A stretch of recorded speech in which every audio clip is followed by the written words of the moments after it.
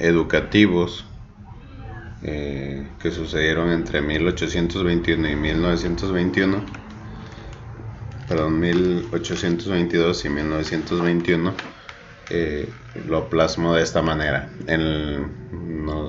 Como en primer lugar elegí la escuela lancasteriana, cuyos logros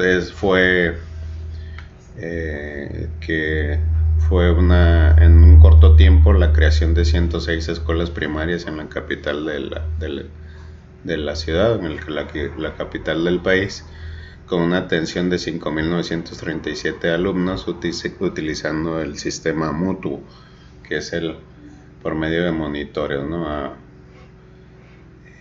Esto fue el 6 de diciembre de 1845, aunque el precedente está desde años atrás, pero quise resaltar esta parte porque es cuando el gobierno de alguna u otra manera le da la batuta del control de la instrucción, en este caso de la alfabetización del país. ¿Quiénes fueron los que participaron? Pues es Nicolás Bravo Rueda, o los que eran presidente en ese entonces, en 1842 a 1843. También estuvo Antonio López de Santa Anna en 1843, Valentín Canalazzi en 1843 y 1844. Y también México tuvo 4 presidentes en 1844, que fue Antonio López de Santa Anna, José Joaquín de Herrera, Valentín Canalizo y José Joaquín de Herrera. En 1843 México tuvo 3 presidentes: Mariano Paredes, Garrillega, Nicolás Bravo y José Mariano Salas. Los años en los que se oscilan estos gobiernos desde 1842 a 1843. ¿Quiénes fueron los que impulsaron este logro? Fue Lancaster, él es el que diseñó el método lancasteriano, y el gobierno fue el que la impulsó en todo el país. ¿Qué conflictos educativos fueron en ese periodo? Pues era el analfabetismo, ¿no? Y la falta de maestros y poco presupuesto. El impacto de este conflicto, de este hecho en la actualidad, pues la visión de que siempre se puede implementar algo alterno a las políticas educativas que se manejan en el país, con el objetivo de mejorar la educación. Deja ese precedente desde este año, desde 1842. Y algunas organizaciones los llevan a cabo, ¿no? De alguna u otra manera apoyan a lo que está haciendo el gobierno federal, pero por infraestructura no llega hasta donde debería de. Mi propuesta personal relacionada a este conflicto, pues es darle más tiempo al método, o como yo lo hubiera resuelto. Le hubiera dado más tiempo al método lancasteriano para poder dar esa consolidación de este método. Después viene el otro hecho que se me hizo interesante, es la secundaria para el sexo femenino. Según TecMilenio 2023, la creación de la instrucción secundaria para el sexo femenino, y es también donde se formaban a las futuras maestras, ¿no? Esto sucedió el 2 de diciembre de 1867. En ese entonces era presidente de la República Fernando Maximiliano de Habsburgo, y a la vez también era Benito Juárez García, ¿no? Por un lado era el imperio y por el otro era un gobierno liberal. Pues oscilan entre los años de 1864 hasta 1867 en el primer caso, y en el segundo 1859 a 1872. ¿Quién impulsó este logro? Pues fue Benito Juárez García, que en ese entonces era presidente de México y que también en algún momento fue diputado federal, diputado local, gobernador de su estado, en este caso de Oaxaca, y también juez. ¿Cuál era la problemática educativa en ese entonces, o el conflicto educativo? Es que no se garantizaba el acceso a la educación secundaria de las mujeres, ¿no? Y con este precedente que fue exclusivamente en el Distrito Federal, pues se marca un precedente. ¿Cómo lo relaciono en la actualidad? Pues en la actualidad hay muy pocas mujeres que ocupan puestos gerenciales o directivos debido a ese bloqueo que existía en ese entonces. ¿Cómo lo hubiera solucionado? Pues con el marco legal y un techo presupuestal. Siempre se ha cuestionado de que en el marco legal se garantizan muchos derechos, pero en la práctica, por falta de infraestructura, debido a esa poca proyección en cuestión de techo presupuestal, no se consolida. Las siguientes son la creación de las escuelas normales o de alguna otra manera la forma en que cuajó las escuelas normales, ¿no?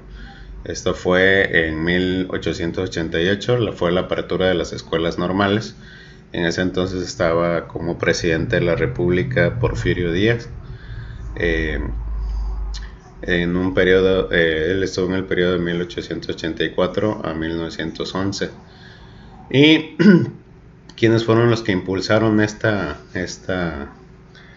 logro educativo? Pues fue Joaquín Baranda, quien fue ministro de Justicia e Instrucción. ¿Cuáles eran las problemáticas educativas o el conflicto educativo en ese entonces? Era la falta de profesores, escuelas formadoras de docentes y escuelas para atender a los alumnos que en ese entonces estaban en la edad de cursar su instrucción. ¿Cómo lo relaciona en la actualidad? Pues es el impacto del plan de estudio, es el que tenemos, debido a este diseño de plan de estudio de las escuelas normales. Si bien vinieron de alguna otra manera a subsanar esa falta de docentes, pero en el afán de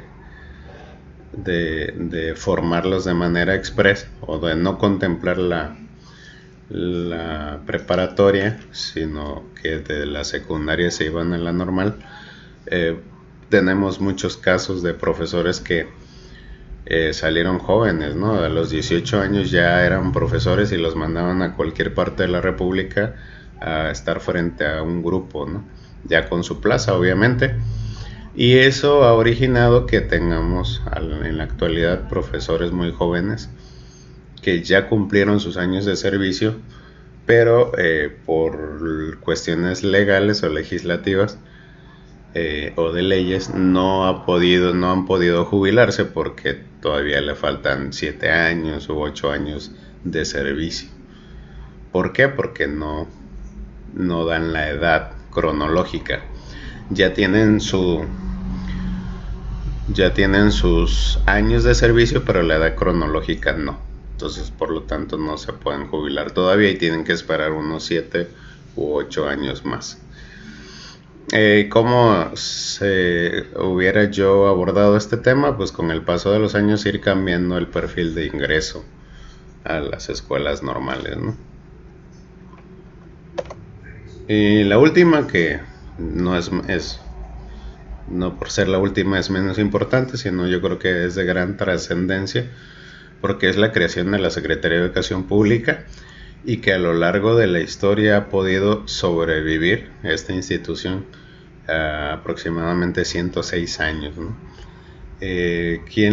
¿O en qué año se fue creada, o al menos contemplada en los aspectos legales ya en una constitución como tal, que fue la de 1917? Teníamos como presidente de la República a Venustiano Carranza en el periodo 1917 a 1920. El principal constructor de este logro fue José Vasconcelos Calderón, secretario de Educación Pública, ¿no? ¿Cuál era la problemática que se venía viviendo en ese entonces? Pues era la falta de una institución que llevara el timón de la educación en el país. ¿Cómo afecta eso en la actualidad? Pues yo aquí lo contemplé como una afectación o un impacto favorable, porque después de 106 años de haberse creado, aún sigue vigente, ¿no? Y